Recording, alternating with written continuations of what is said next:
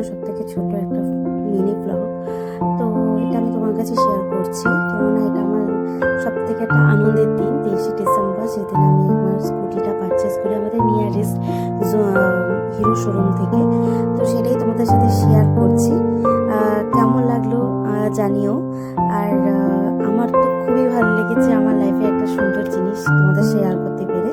তো কেমন লাগলো জানিও। ওকে,